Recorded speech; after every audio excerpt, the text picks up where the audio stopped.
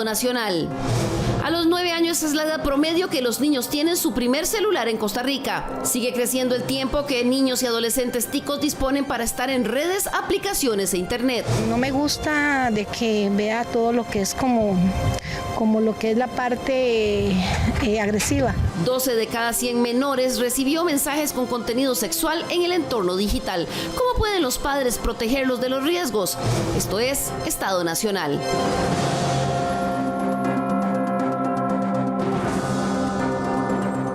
Muy buenos días, bienvenidos a Estado Nacional. Muchas gracias por su compañía las mañanas de los domingos.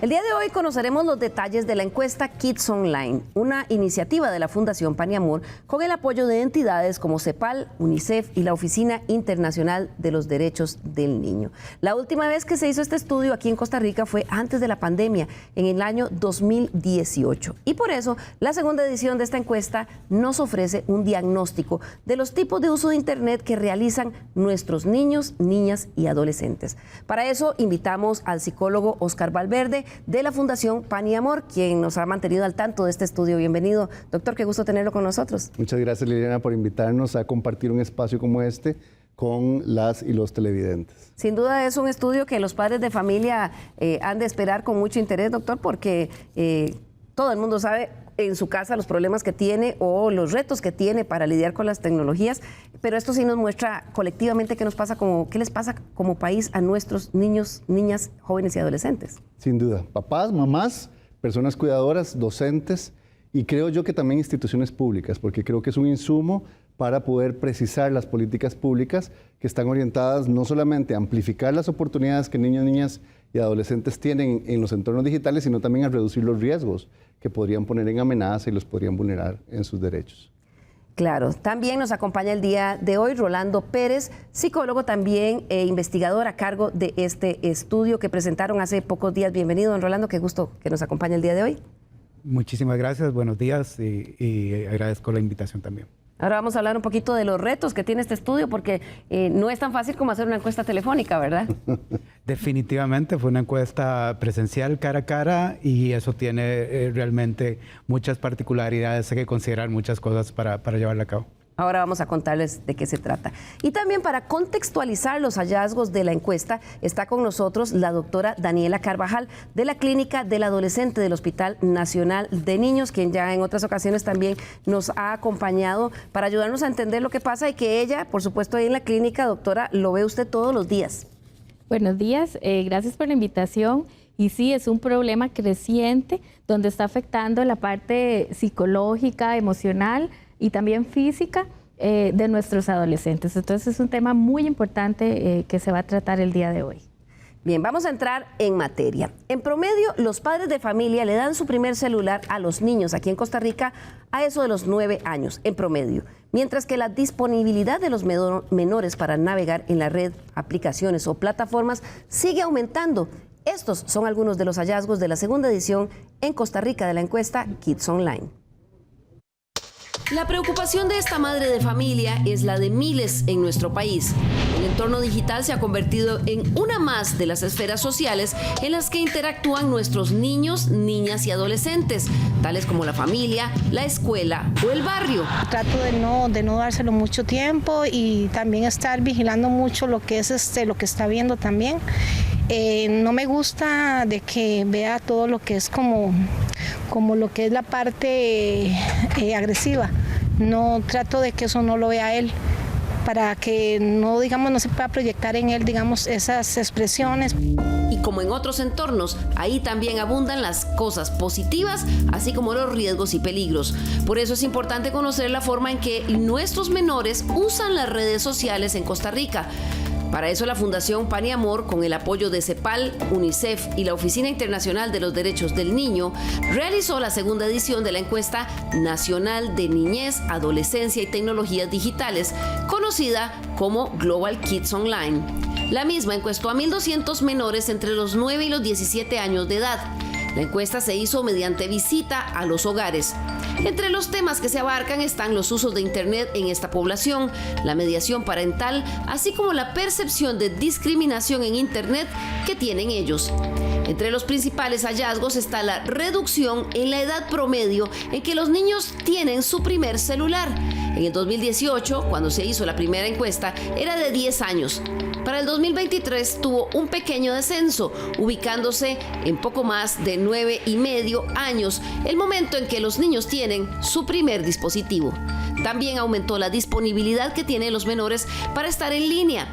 En la escala del 1 al 10, en el 2018 se ubicaba en 3,77 y para este año subió a 4,19.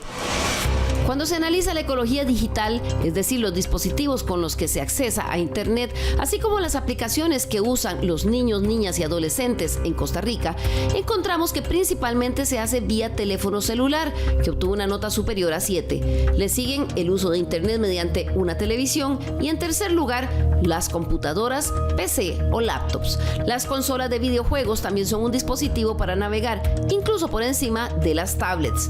Las aplicaciones o plataformas que se usan con mayor frecuencia por esta población están encabezadas por WhatsApp, seguida por YouTube, TikTok, plataformas mediante las que se descarga música y en menor medida Google y juegos en línea. El estudio también consultó a los chicos si habían tenido experiencias de matonismo, maltrato o discriminación.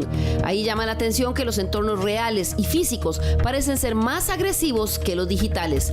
6 de cada 100 menores dijo haber sido víctima de matonismo o maltrato al menos una vez al mes en espacios cara a cara, mientras que solo 3 de cada 100 dijo haber experimentado lo mismo en línea. 33% de los encuestados dijo haber percibido al menos una experiencia de discriminación en el ámbito digital, ya fuera por su edad, apariencia, comportamiento o color de piel. El 40,4% dijo que lo recibió de parte de amigos o compañeros. Un 34,3% fue víctima de algún desconocido de su propiedad, mientras que en un 18% de los casos el ciberacoso fue recibido de un desconocido mayor de edad. Un 14% prefirió no contestar a la pregunta. A los menores también se les consultó en cuáles aplicaciones es donde mayormente habían recibido el ciberacoso. Más del 61,6% de los niños, niñas y adolescentes dijo que llegó mediante mensajes de texto, audio o WhatsApp. Un 19% mencionó que la puerta de ataque habían sido mensajes personales en su cuenta de Instagram. Los juegos de Internet, llamadas o videollamadas, así como posteos en redes sociales y TikTok fueron también canales por los que recibieron manifestaciones de matonismo, maltrato o discriminación. La exposición a contenidos sexuales en línea en esta población entre los 9 y 17 años también fue tema de análisis. 12 de cada 100 niños dijo haber recibido mensajes con algún tipo de contenido de carácter sexual y a 3 de cada 100 menores se los envió una persona adulta. A los chicos y chicas se les preguntó también si habían contactado en Internet con personas desconocidas y un 13% aseguró que sí. Lo más preocupante es que un 4,7% de los menores señaló que había llegado a conocer y tener contacto en persona con dichos desconocidos. Bien, este es apenas un primer vistazo de los resultados de este estudio que de verdad nos da información muy, muy interesante. Óscar Valverde es de la Fundación Pan y Amor. ¿Quién es la dueña de esta iniciativa? ¿Por qué? ¿Cómo surgió la idea de este estudio? ¿Y cuál creen ustedes que es el principal aporte que le da a la sociedad costarricense? Que sepamos cómo están usando y qué están sintiendo nuestros menores de edad cuando usan las redes. Muy bien, Liliana. Quizás en primera instancia quisiera clarificar que en realidad la iniciativa es una iniciativa conjunta de la Fundación Pan y Amor y el Instituto de Investigaciones Psicológicas de la Universidad de Costa Rica. Por eso el doctor Rolando Pérez pues, nos ha acompañado como investigador principal. Y efectivamente, digamos, lo que nosotros tenemos claro es que el ecosistema digital, el entorno digital es parte de la vida de los niños, niñas y adolescentes y en general de todas las personas. En ese sentido, igual que cualquier espacio de desarrollo, el mundo adulto, el mundo institucional, estamos obligados a asegurar que ese entorno proteja sus derechos, que ese entorno, digamos, les dé una importante cantidad de oportunidades para el desarrollo, pero también que ese entorno tenga el mínimo de riesgos o de probabilidades de daño, ¿verdad? Y eso es lo importante. Desde esa perspectiva, el mundo adulto, el mundo institucional, tiene que generar las estrategias o las intervenciones o las políticas públicas que precisamente aseguren esto. Es decir, que esos ecosistemas digitales estén libres de violencia, libres de riesgo, pero además amplificando las oportunidades de todas las ventajas que ofrece el ecosistema digital.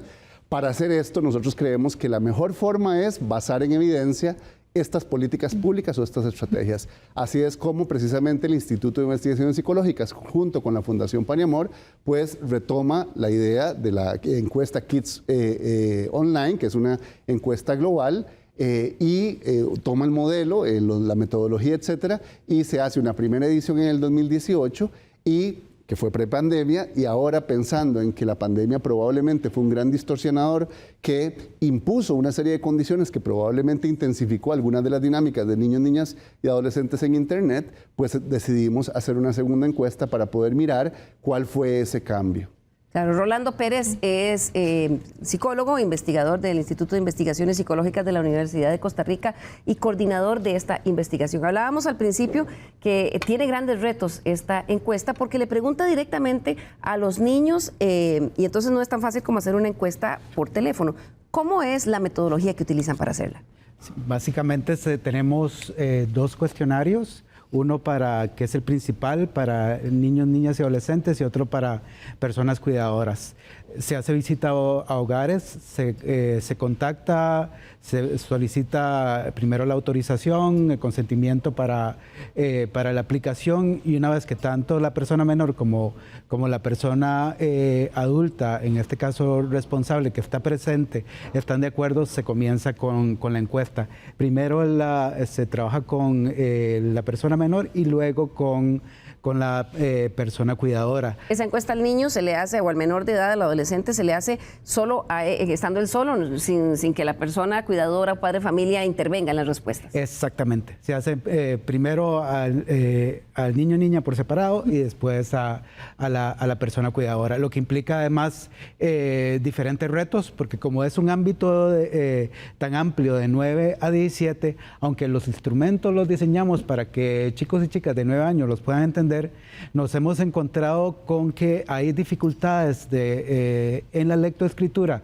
de los niños más pequeños, lo que nos obliga entonces en ese caso en no hacer la encuesta autoaplicada, sino hacerla en formato de entrevista. Para apoyarle un poco en la comprensión. Exacto. Y son 1.200 hogares los que visitaron, o sea, 1.200 niños, 1.200 cuidadores. Exacto, es una encuesta nacional, tomamos como marco muestral, el marco muestral fue aportado por el INEC, entonces retoma de forma aleatoria y estratificada de las diferentes regiones y zonas del país. Claro, hay muchos datos, pero veíamos algunos de ellos. Por ejemplo, que la edad promedio, ¿verdad? Porque algunos pueden que sea más o menos, pero la edad promedio en que los padres de familia le están dando un teléfono a los niños bajó, ¿verdad? Antes era de 10, creo que ahora 9.65.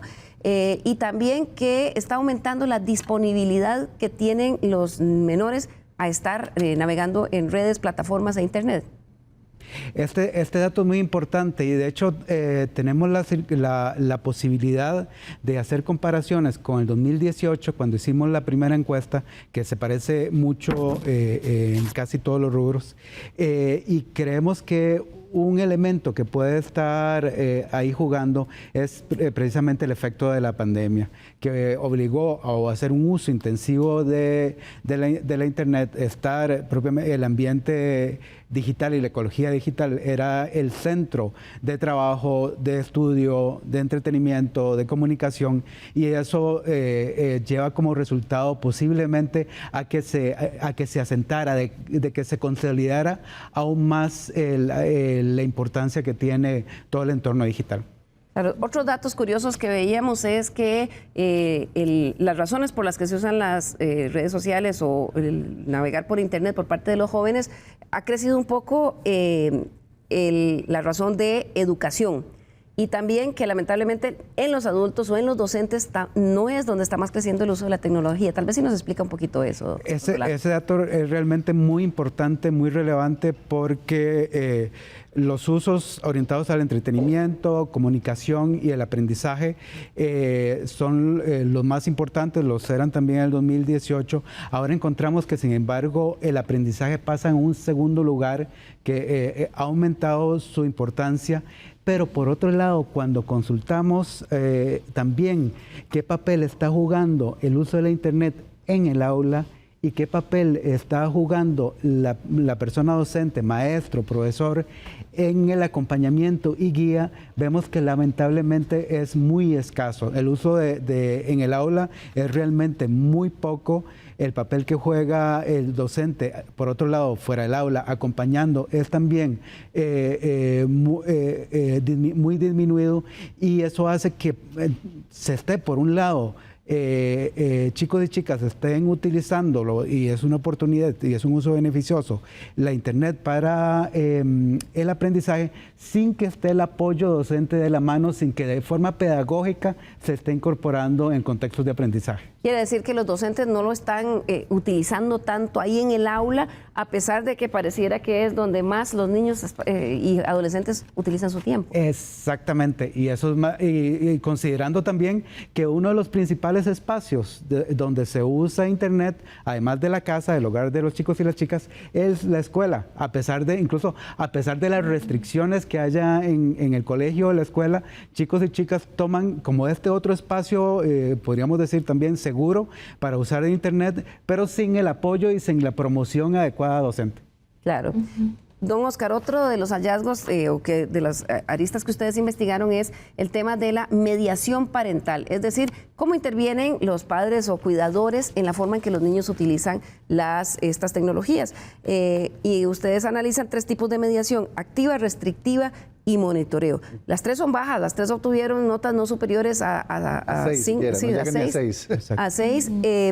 ¿Qué es esto de mediación activa, restrictiva o monitoreo? Bueno, las personas adultas tenemos un rol en la crianza de los niños, las niñas y los adolescentes, ¿verdad? Y obviamente en ese rol de crianza lo que hacemos es mediar una serie de situaciones que ayuda a los niños, niñas y adolescentes, que los guía y los acompaña para poder, qué sé yo, relacionarse, para poder comunicarse, y en este caso para poder usar la tecnología, las tecnologías de información y comunicación, sacándole el mayor provecho posible, pero además en una convivencia pacífica, respetuosa, incluso desde una perspectiva de agencia ciudadana. Entonces, cuando hablamos de esto, de hecho, nosotros usamos el concepto de crianza tecnológica. Así como tenemos que criar a nuestros hijos e hijas, o en general a los niños, niñas y adolescentes que están bajo nuestro cuidado, para poder enseñarles a convivir en sociedad, de alguna manera, acompañarles en ese proceso, pues también tenemos que hacer eso mismo en el entorno digital, porque es otro espacio de socialización, de recreación, de interacción social e incluso de participación. Entonces, desde esa perspectiva, los adultos y las personas adultas en general tenemos que tener ciertas habilidades, pero además la conciencia de que uno no puede dar simplemente un dispositivo sin tener un papel en ese, digamos, acompañamiento del uso de las personas menores de edad de esos dispositivos o del Internet en general. Lo que hemos descubierto es que efectivamente, digamos, hay padres y madres que acompañan adecuadamente, o sea, que guían, que orientan, digamos, no actúan desde el pánico moral, ¿verdad?, o de la prohibición, sino más bien entendiendo que el ecosistema digital es un ecosistema de oportunidades, pero también entendiendo que hay riesgos. Yo acompaño a mi hijo o a mi hija para que sepa sortear los riesgos, sepa identificarlos, se aleje de ellos, pero sepa aprovechar todas las ventajas que ofrece el ecosistema digital. Por otro lado, encontramos papás y mamás que lamentablemente son más restrictivos, es decir, son prohibicionistas, por decirlo de alguna manera. Les da tanto miedo, porque además probablemente ellos mismos y ellas mismas no saben, que entonces prefieren, prohibir o más bien restringir excesivamente el uso de las tecnologías digitales. Eso no podría decir que los protege, pero también les imposibilita desarrollar las habilidades para el mundo digital, que es en el que vivimos. Claro, y los puede aislar también, porque muchas veces ahí es donde se están interactuando con sus pares. Claro, los desconecta, pero además también los vulnerabiliza.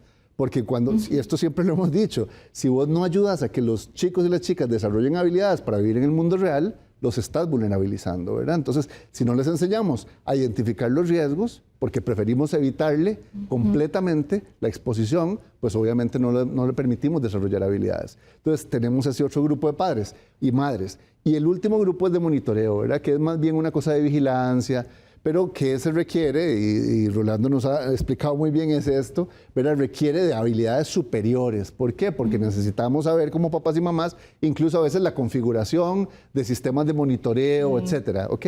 Entonces tenemos esos 3 elementos. El gran problema que nos encontramos, y Rolando puede de alguna forma profundizar en esto, es que las habilidades digitales de las personas adultas están parecidas en el mismo nivel que los niños, niñas y adolescentes.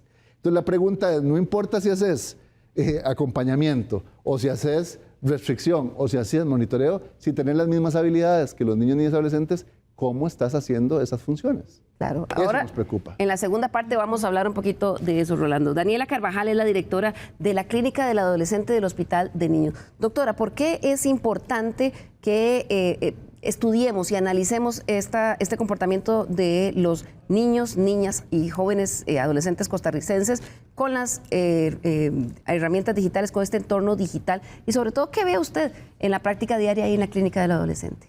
Bueno, nosotros actualmente estamos viendo una creciente cantidad de adolescentes que están llegando con problemas tanto de salud mental, familiar y también a nivel físico. La creciente es tal que muchas veces se acompañan de depresión, de trastornos del sueño, pero también problemas para las relaciones familiares y también problemas de aprendizaje secundarios a que no hay un descanso completo.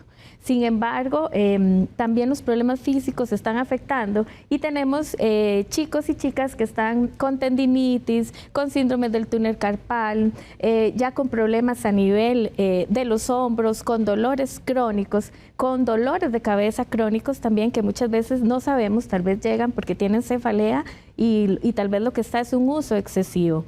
Esto me decía usted, doctora, ya empieza a conocerse como tecnoenfermedades. Podemos decir que son tecnoenfermedades y las podemos dividir en 3 grandes grupos. Podríamos decir las familiares, las psicológicas y por supuesto que las físicas. Y dentro de las físicas podríamos tener entonces todas las osteomusculares y también podríamos tener inclusive visuales y metabólicas, porque el problema es que el no salirse de ese ambiente tecnológico solamente, que no es malo y que creo que eso ha quedado claro porque son herramientas positivas también, pero el hecho de estar solo en eso ya está provocando sedentarismo con problemas secundarios como síndromes metabólicos y bueno, los problemas de aprendizaje que los mencioné anteriormente, pero que es muy importante porque entonces estos chicos que están acostumbrados a grandes estímulos visuales y llamativos, de repente necesita a nivel escolar que los profesores hagan un gran esfuerzo para que llamen la atención y que puedan fijar su atención. Cada vez entonces se necesita más y más herramientas para que chicos y chicas pongan atención porque ya están con este nivel de dependencia a nivel de la parte virtual. Claro, veíamos que la Organización Mundial de la Salud, doctora, recientemente hablaba de la cantidad de horas que debería un niño hacer ejercicio físico, ¿verdad?, para que se considere saludable, y creo que hablaba de los niños jóvenes de 5 a 17 años como mínimo 60 minutos diarios. Y uno dice, bueno, no suena tanto, 1 hora diaria, pero difícilmente todos hacen 1 hora completa y es difícil, como usted lo dice, competir cuando el interés está totalmente capturado por este tipo de dispositivos. Sí, exactamente. Tiene que ser algo más llamativo, algo que sea siempre certero en la familia como una manera de vivir, donde el ejercicio y los buenos hábitos de alimentación sean parte de. Sin embargo, ¿qué nos estamos encontrando? Bueno, familias donde muchas veces estos jóvenes, estos hijos menores de edad están solos porque los padres de familia están trabajando y tal vez también las circunstancias ambientales no permiten que vayan a hacer solo o solas algún tipo de actividad física y esta limitación sí está afectando gravemente a los adolescentes. Entonces, sí, efectivamente se recomienda que se haga actividad física 60 minutos por día, pero cuando entrevistamos nosotros a nuestros pacientes con los papás y con las mamás o los acompañantes, también estos adultos acompañantes no lo están cumpliendo. Es decir, hay un ejemplo también que no se está dando ahí, entonces es muy difícil porque sabemos que en estas edades pues todo es con un modelaje, el aprendizaje es con un modelaje a nivel también familiar de los acompañantes, entonces es muy importante que nosotros como adultos también hagamos este tipo de prácticas. Y lo otro es lo que usted mencionaba, el tema de la salud mental, un poco el riesgo, digamos, a la sensibilidad a los tipos de comentarios, a no tener la atención que quieren, el tema de la frustración, ¿verdad?, el umblante de frustración que a veces desarrollan por la dinámica que se da en las redes sociales. El otro problema exactamente es que los adolescentes tienen tanta afinidad con los pares, porque es un asunto ya a nivel hormonal, de neurotransmisores, que obviamente tienen una gran dependencia, y especialmente en la adolescencia media, donde los pares o los amigos vienen a ser tan importantes. Y este tipo de situaciones donde les dan un comentario negativo, o donde tal vez no les dan un comentario negativo, pero simplemente los sacan, o del grupo de WhatsApp, por ejemplo, todo esto que podríamos decir que se convierte en un cyberbullying o un acoso, ¿verdad?, a nivel virtual. Estas situaciones dañan mucho esta parte de los adolescentes, y se han hecho estudios donde se refieren que inclusive esta soledad o este abandono de sus pares en un adolescente tiene un duelo tal como el que podríamos sentir nosotros los adultos en un duelo por una pérdida de un ser querido. Y entonces realmente sí tenemos que ponernos en esos zapatos y entender que lo que ellos están viviendo y lo que están sintiendo es un sentimiento real que no podemos minimizar. Muchas veces decimos no es nada, ahorita va a pasar, pero no, sí es mucho, y si no se hace un manejo adecuado puede ser que no pase y que inclusive lleve a situaciones de riesgo, porque ya hay entonces depresión, ansiedad, y bueno, inclusive hay personas que llegan inclusive a dañarse a sí mismos porque la situación se sale de las manos. Y más cuando es repetitivo, ¿verdad? No, un comentario puede afectar, pero si eso es diario y ya es como siempre en contra de esa persona y en redes sociales, pues esta parte afecta mucho emocionalmente a todos nuestros adolescentes y bueno, niños, porque con esto que empiezan desde los 9 años también ya tenemos que tomar en cuenta población preadolescente. Claro, la doctora nos ha hablado de algunas de esas secuelas en la salud física y empezamos a ver también de la salud mental. Vamos a hacer aquí nuestra primera pausa comercial y al regresar vamos a ver otros hallazgos de esta encuesta que habla sobre la exposición que están teniendo a bullying y a temas de discriminación, y también cómo pueden los padres de familia mediar de una forma más efectiva en la forma en que ellos están usando la tecnología. Ya regresamos.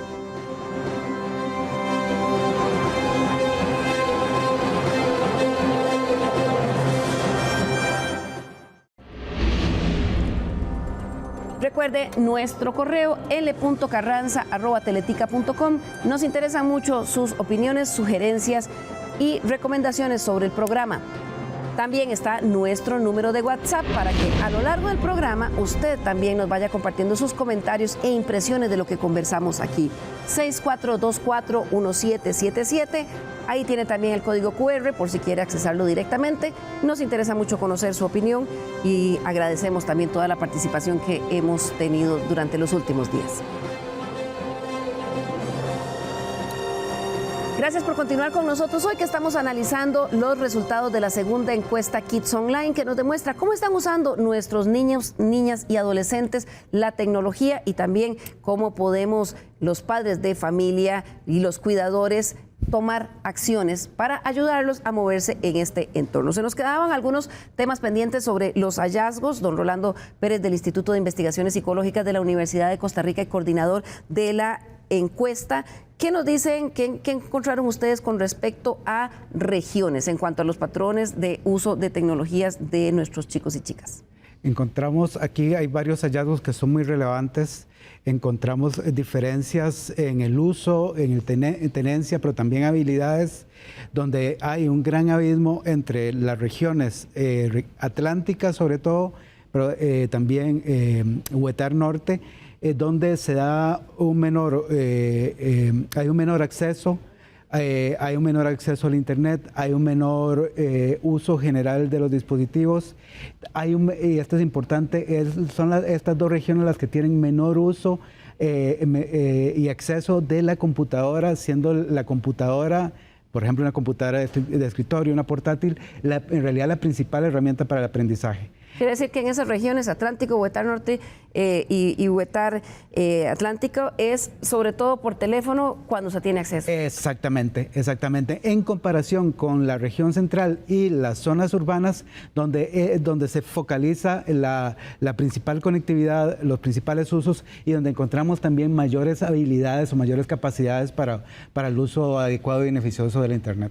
Esto es más riesgoso, don Oscar, sobre todo cuando vemos que son regiones también donde hay, donde se concentran otras problemáticas sociales de pobreza y criminalidad, por ejemplo. Probablemente si sobrepusiéramos mapas de desarrollo o mapas incluso de problemas sociales que nos preocupan en términos de exposición de niños, niñas y adolescentes a distintas situaciones, vamos a encontrar una similitud, ¿verdad? O sea, vamos a encontrar temas de violencia, digamos, vinculados a temas como los que acaba de plantear Rolando, de acceso a tecnologías digitales o de desarrollo de habilidades. También encontramos temas de educación, encontramos temas de problemas de acceso a la salud, temas de embarazo en adolescentes. O sea, si sobrepusiéramos los mapas, probablemente vamos a encontrarnos en estas dos regiones que son no solamente de estudio, yo diría de intervención inmediata y particular.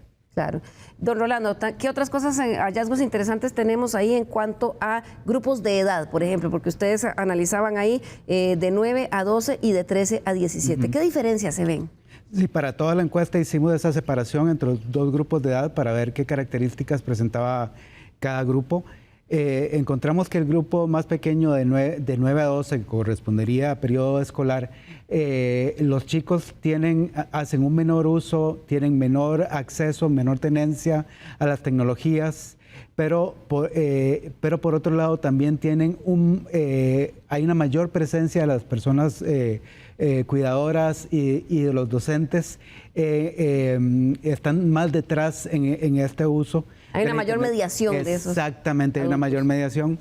Muy bien. Mientras que del lado adolescente se da todo lo opuesto. Hay un mayor acceso, mayor uso, también mayor habilidad, pero hay, y esto es importante, un menor acompañamiento, una menor mediación tanto de las personas cuidadoras como de los educadores. Y lo vimos en la encuesta anterior, las investigaciones a nivel internacional nos dicen que el hecho de que sea una persona adolescente y que supuestamente dentro de ese estereotipo que manejamos, que los chicos y chicas ya manejan por su cuenta y nacen con la internet y ya por sí solos ya saben cómo usar los dispositivos, hemos visto que eso no es así, que la presencia de las personas cuidadoras, el acompañamiento es fundamental en el grupo adolescente y sin embargo es el momento en que se hace más uso y es cuando menos está presente las personas adultas. ¿Y qué encontraron ustedes además cuando lo cruzan con género? Ok, esto es también muy importante porque en el caso del género, aunque en los usos son similares entre hombres y mujeres, sin embargo encontramos una mayor mediación tanto docente como de personas cuidadoras hacia las mujeres, pero mucho menor hacia los hombres. Y esto lo podemos interpretar de diferentes maneras, pero podríamos interpretarlo desde un punto de vista de socialización de género, y desde esa perspectiva, de esas diferencias en la socialización entre hombres y mujeres, a los varones se supone que son más tecnológicos, se saben que se cuidan por su cuenta, se supone dentro de este contexto machista que no hay que cuidarlos de tanto ni están en esa situación de riesgo con respecto a las mujeres. Y este resultado más bien tiene un resultado negativo en el sentido de que los chicos pueden estar más expuestos, más vulnerables,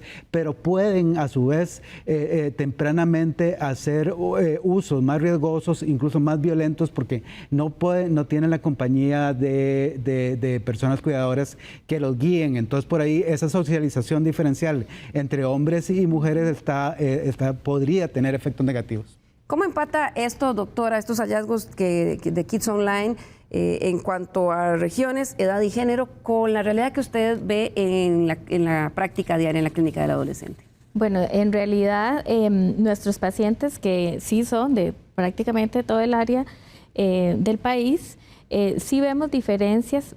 Por ejemplo, en aquellos pacientes que tienen patologías crónicas, sí entendemos que son un poco más cuidados que en aquellos pacientes que no tienen una enfermedad crónica de fondo, donde sí se puede ver esta diferencia. Y con respecto a la localización del país, sí vemos nosotros también cómo algunos adolescentes de algunas áreas más alejadas del país tienen menos acceso a las tecnologías. Sin embargo, al final, de alguna manera, puede ser que tengan el acceso y lo más importante es este acompañamiento, porque preocupa mucho este hallazgo de que se les ponga más atención a lo que ven las mujeres, porque también los hombres tienen que tener una supervisión. Y bueno, dentro de los factores de riesgo altísimos que puede tener un adolescente, hombre o mujer, pero los hombres específicamente que nosotros lo vemos, es la exposición a edades tempranas a pornografía o material sexual inadecuado, con lo que esto podría conllevar en un futuro tanto a la propia persona como a la sociedad. Estos son factores de riesgo que sí deben de tener una limitación.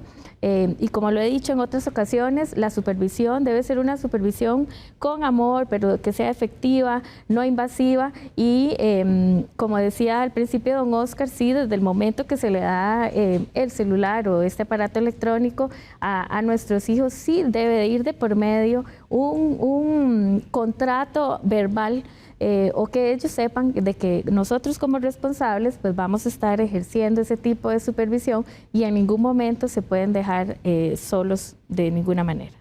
Claro, don Oscar, y eso nos lleva al otro, digamos, gran eje temático que ustedes analizan en esta encuesta, que es las percepciones que tienen los chicos y chicas de discriminación, de acoso y de bullying. Dice 20 de cada 100 personas, 20 de cada 100 niños entrevistados dijo haber sentido en algún momento discriminación. 33 de cada 100 considera que fue discriminado al menos una vez al mes por algún motivo, fuera edad, apariencia, comportamiento o color de su piel. Y 12 de cada 100 dijo también haber recibido mensajes con contenido sexual. Así es.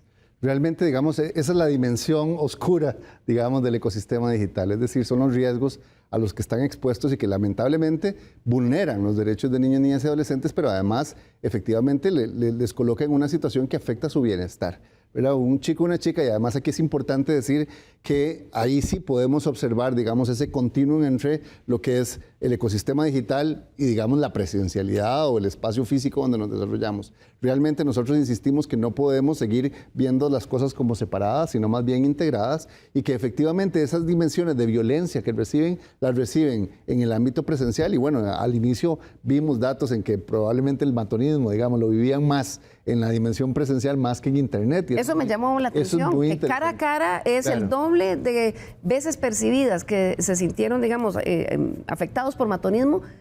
Creo que eran 6 de cada 100 claro, versus 3 de cada 100 en digital. Sí, eso es muy interesante, pero lo que habría que valorar con mucho cuidado es digamos, lo que uno llamaría, digamos, como la multiplicación de los efectos que tiene el Internet, porque yo siempre lo digo así, digamos, el bullying en la casa, uno llega a la casa, perdón, en la escuela, uno llega a la casa y la casa es el lugar seguro, pero en el Internet no hay lugar seguro, ¿verdad? Es decir, vos estás conectado 24/7 y además lo que queda, lo que se hace, lo que le hacen a uno en Internet, el video ridiculizándolo, las palabras hirientes, quedan ahí, o sea, quedan como una huella indeleble. Cosa que no pasa, digamos, lo que pasa en la situación presencial pasa en el pasillo, en el bus escolar, en la soda o en los baños.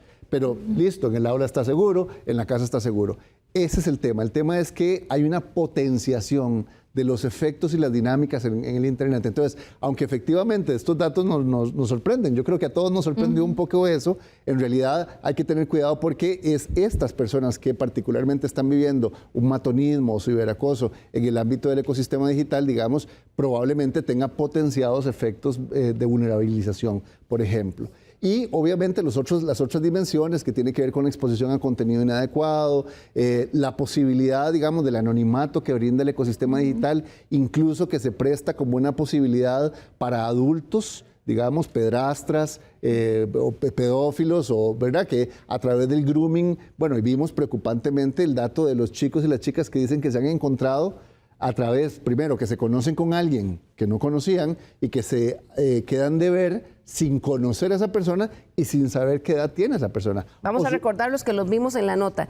13 de cada 100 menores dijo haber tenido contacto con personas desconocidas en Internet. Y de ese 13%, el 4.7 de cada 100 dijo que en algún momento llegó no solo a conocerlo, digamos, a contactarse con el internet, sino a conocerlo físicamente. Y eso, Oscar, hay un riesgo, aunque vimos que la mayoría son personas de la misma edad. Mire, hay riesgo de secuestro, hay riesgo de abuso, hay riesgo de explotación sexual, hay riesgo de trata. O sea, en el momento en que un chico o una chica toma la decisión de ir a conocer a alguien que no sabe quién es, ahí hay un riesgo, ¿verdad? Entonces, y esto es importante, y además los datos, y Rolando ha insistido mucho, igualmente cuando se presentó la encuesta a nivel público, se planteó esos datos que a veces parecen 3 de cada 100, nos suena muy poquito, pero cuando nosotros lo multiplicamos simplemente como un ejercicio para decir, ¿y eso cuánto equivaldría a la cantidad de adolescentes? Son miles de adolescentes.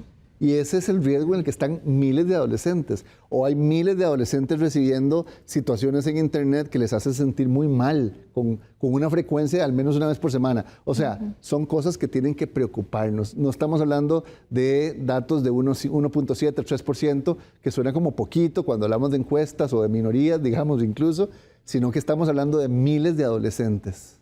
Así es, don Rolando, porque como dice Oscar, cuando decimos que 4.7 de cada 100 decidió irse a encontrar con alguien que no conocía y que solo había contactado en Internet, estamos hablando de casi 31,000 menores de edad.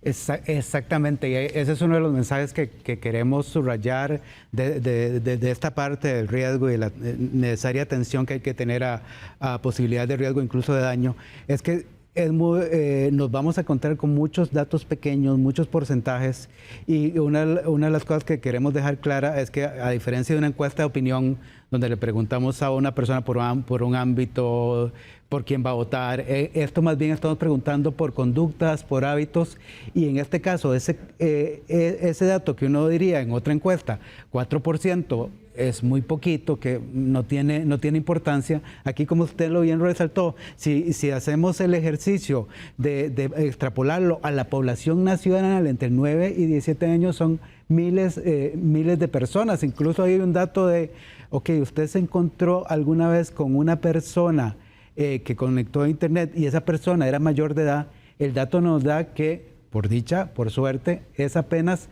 0,4%, pero ese 0,4% equivaldría a nivel de la población de entre 9 y 17 a, no tengo el dato aquí específico, pero alrededor de 1.500 personas, exactamente. 1.500 menores que pudieron haberse encontrado con un adulto que no conocían. Exactamente, y es algo que está pasando todos los días.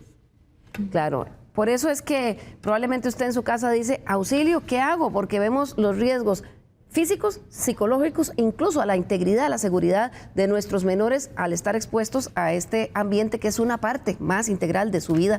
Y entonces, ¿cómo pueden los padres de familia controlar el uso de la tecnología en los niños y adolescentes? No es fácil y cada quien hace lo que mejor considera para tratar de proteger a sus hijos en los ambientes digitales. Esto nos dijeron algunos papás. ¿Están los padres y madres de familia costarricenses cuidando la cantidad de horas y el contenido que ven los niños y adolescentes en los dispositivos tecnológicos? En Estado Nacional realizamos un sondeo y esto fue lo que nos dijeron. Mi hijo ahorita está cursando 3er grado de la escuela y él no tiene tablet. No le gusta, primero. Y segundo, las horas que utiliza el celular es muy poco. Y él es un niño que no le gusta ver ciertos tipos de videos, sino que todo lo que ve es educativo. Puede ser que al día 5 horas, no seguidas, sino que conforme las vaya a usar. Nosotros tratamos de controlarle ahí más o menos unos 40 minutos a media hora. Hacemos esos lapsos ahí.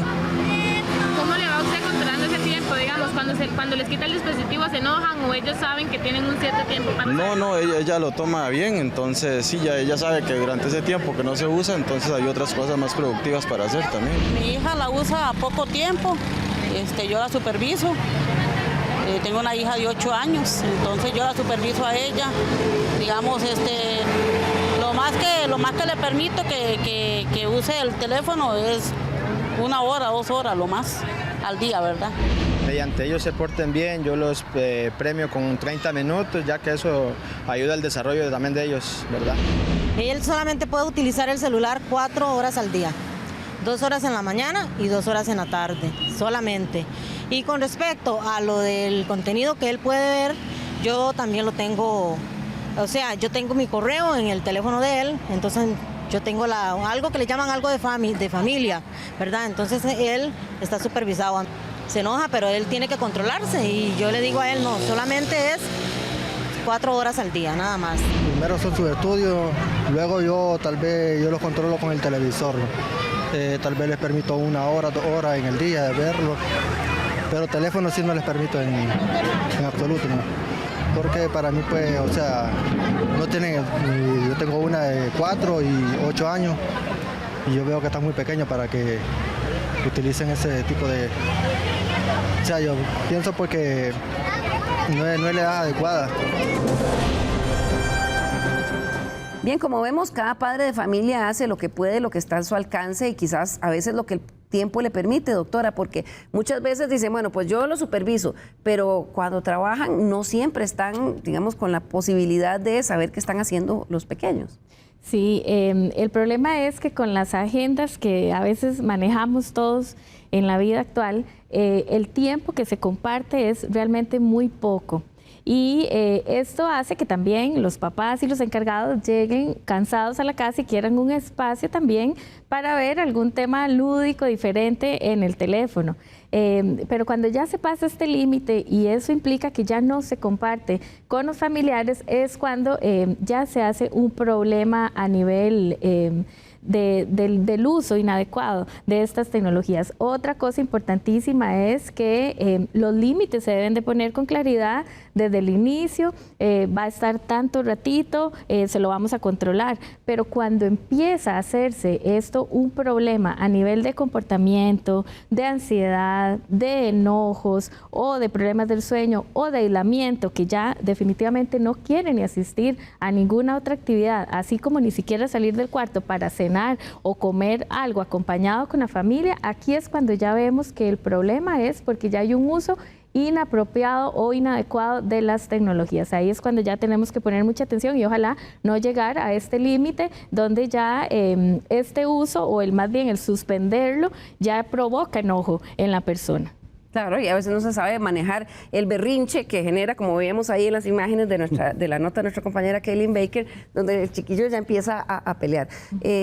Oscar, ¿cómo hacen los padres de familia? Porque uno los escucha, yo solo lo dejo media hora, yo solo lo dejo 2 horas, yo solo lo dejo 4 horas. ¿Cuánto es lo correcto? O sea, ¿los padres están preparados para manejar esto? Claro. Bueno, en realidad me llamó la atención de la nota que nos concentramos en el tiempo, ¿verdad? Como si el tiempo fuera el único elemento que hay que tomar en consideración. En realidad, el tiempo es un elemento, pero el tiempo está en función más bien de cómo organizamos una agenda que esté balanceada para distintas actividades que propicien el desarrollo en distintas áreas del niño y la niña. Entonces, ya no se trata solo de enfocarnos en cuánto tiempo usa el celular, sino en cuánto tiempo usa para hacer ejercicios, cuánto tiempo tiene para poder compartir con sus amigos y amigas, cuánto tiempo para compartir con la familia, cuánto tiempo para estudiar. Entonces, en realidad, yo no quisiera caer en la lógica de decir son 3 horas, 2 horas, 4 horas, porque en realidad no es eso. Es cuál es el grado de balance que podemos ayudarle a los chicos y las chicas a alcanzar en términos de actividades diversas que propicien el desarrollo en distintas áreas. Pero aquí hay algo que es importante decir y es el modelaje, ¿verdad? Porque de repente cuando estamos hablando de estos temas, a veces como que los adultos jugamos como que desde aquí vemos a los niños y las adolescentes y son ellos los que usan problemáticamente el internet o los dispositivos y son ellos los que, ¿verdad?, no balancean su agenda. En realidad, veámonos los adultos y las adultas y nos damos cuenta, de hecho hay algunos estudios que han empezado a hablar de interferencia parental para hablar del efecto que tienen los dispositivos electrónicos en la vida familiar y en la función de un padre y una madre de familia que tampoco se puede despegar porque tiene correos de trabajo, porque tiene... Entonces, el modelaje es importante, o sea, la guía y el acompañamiento, más, y insistimos en esto, cuando hablamos nosotros de un acompañamiento activo, de una mediación activa, de lo que estamos hablando es de una crianza que sea consistente, en el sentido de que nosotros mismos seamos capaces de modelar en los niños, niñas y adolescentes cómo es un uso balanceado, digamos, del tiempo, por una parte, pero además que podamos conversar sobre los riesgos del internet, sobre qué material puede ser, o sea, es más dándole habilidades, conversando sobre lo que se encuentran, más que simplemente vigilando o controlando los tiempos en los que tiene el dispositivo. Claro, Rolando, y eso lo veían ustedes un poco en el estudio, ¿verdad? Me imagino que cuando hacen la entrevista con los padres de familia, bueno, al ver un poco las técnicas que usa cada quien, lo que demuestra es que no estamos preparados, porque en realidad no crecieron los padres de familia con esta tecnología, ni recibieron formación de sus papás tampoco en este tipo de cosas. Exacto, y de hecho ahora Oscar hizo referencia a un elemento muy importante y que lo vimos en la encuesta también, y es que en cuanto al nivel el tipo de uso, a las capacidades que tiene en el uso adecuado de la internet, las aplicaciones, incluso cuando medimos el uso problemático, que está asociado sobre todo a dependencia, encontramos que los tipos de uso de las personas adultas son muy similares a las chicos y chicas. Eso quiere decir que nuevamente eso de vernos como adultos con una posición superior, sí tenemos la experiencia, tenemos la responsabilidad, tenemos el amor, tenemos la disposición al cuidado, pero tenemos que hacerlo desde el conocimiento o desde la actitud de que no necesariamente tenemos todos los recursos, y esto nos lleva a una necesidad que no es solo individual de padre o madre o de docentes o de la familia, sino también a una necesidad de llevar a cabo identificar políticas públicas que promuevan también la alfabetización digital en las personas adultas, en las cuidadoras. Toda la vida, durante décadas, hemos venido hablando de algo fundamental, que es la alfabetización digital en personas menores, pero sin que no se acompañe de una alfabetización digital de las personas adultas, nunca lo vamos a lograr en ese sentido. Encontramos, por ejemplo, el tema de la tecnointerferencia, que es muy común y que se da mucho en personas adultas. Estamos conversando entre dos personas adultas en algo formal, en algo informal, de pronto sale el teléfono, empezamos a ver, seguimos hablando y la persona le perdió la atención a la otra persona. Claro, que sé cuando está... Exacto. ¿Qué me dijiste, verdad? Porque... Exactamente, y eso también como padres y madres lo estamos aplicando a nuestros hijos, que el chico o la chica nos está preguntando, papá, mamá, tal cosa, y nosotros aquí viendo mensajes, digamos. Eso es un ejemplo claro de la responsabilidad también que tenemos de alfabetización, y creo que los resultados también dan referencia a eso. Y me quería solo referir también a subrayar un elemento que ciertamente esto de cantidad de horas ha sido, no tiene sentido en este elemento. Creo que la mejor guía es decir, ok, cómo incorporar los dispositivos, el teléfono celular en los chicos y las chicas de modo tal que favorezca y no descuide los otros ámbitos de vida, que no descuide la actividad física, el estudio, la comunicación en familia, sino que mientras esto favorezca se puede ubicar en diferentes lados, puede durar 1 hora o media hora o 2 horas, pero lo importante es que no descuide, como dijo muy bien la doctora, en el momento en que empieza a descuidar los otros ámbitos de vida, ahí sí empieza a ser un problema. Señal de alerta. Se nos acaba ya el tiempo, voy a pedirles que en 1 minuto les demos unas recomendaciones finales, después de haber visto estos resultados, a esos padres de familia sobre cómo enfrentar esta tarea. Comienzo con usted, don Oscar Valverde, de la Fundación Pan y Amor. Yo en primera instancia quisiera decirles, no estamos solos. Hay organizaciones que trabajamos para precisamente facilitarles herramientas que les permitan hacer ese acompañamiento. Pueden entrar a www.fundacionpaniamor.org. Van a encontrar herramientas ahí que les pueden ayudar a conversar y acompañar a sus hijos e hijas en el uso, digamos, más provechoso de las tecnologías digitales. Así que eso es importante. Y también busquemos ayuda en otras fuentes, ¿verdad? O sea, es importante que podamos desarrollar políticas públicas que apoyen a estas familias, y eso también ustedes como papás y mamás pueden demandarlo. Es decir, poder exigir y pedir a las instituciones educativas, a las instituciones de salud, que les den guía y acompañamiento a ustedes como padres y madres de familia para hacer mejor su tarea.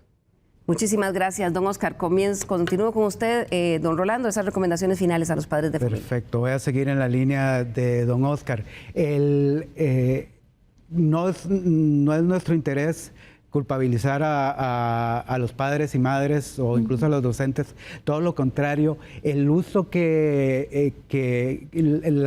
el tipo de actitudes que lo vimos aquí en los videos cuando se entrevistan a padres y madres, hay un claro interés y motivación para que los chicos y las chicas hagan un buen uso de la internet, pero lo hacen con los recursos que tienen y además muchas veces muy adecuados, pero vemos que eso es insuficiente y ahí es donde es necesario que entren y se desarrollen políticas públicas donde haya gente que acompañe o que nos acompañe a las personas adultas que estamos a cargo o en cuidado de personas menores para poder hacer lo mejor posible y dar entonces en realidad medidas y alternativas para un uso beneficioso de la internet. Muchísimas gracias, don Rolando. Termino con usted, doctora Daniela Carvajal, de la Clínica del Adolescente del Hospital Nacional de Niños. Bueno, yo diría que lo más importante, hagamos actividades en familia, promovamos actividades deportivas y artísticas. También recomendaciones como que si van a darles permiso de estar 1 hora, que cada 20 minutos fijen la mirada en otro lado, se levanten y hagan ejercicio, que mantengan pantallas a por lo menos 30 centímetros de distancia y algo muy importante, promovamos también las comidas en familia, donde no hayan pantallas, donde no esté una pantalla encendida ni tampoco la tele, para poder hablar de algunos temas importantísimos que son y van a prevenir riesgos en nuestros niños, niñas y adolescentes. Muchísimas gracias, doctora, y a nuestros invitados del día de hoy. También a ustedes allá en sus casas. Esperamos que el contenido de hoy haya sido de utilidad para usted y sus familias. Nos vemos nuevamente la próxima semana aquí en Estado Nacional. Espero que tengan hoy un muy feliz domingo.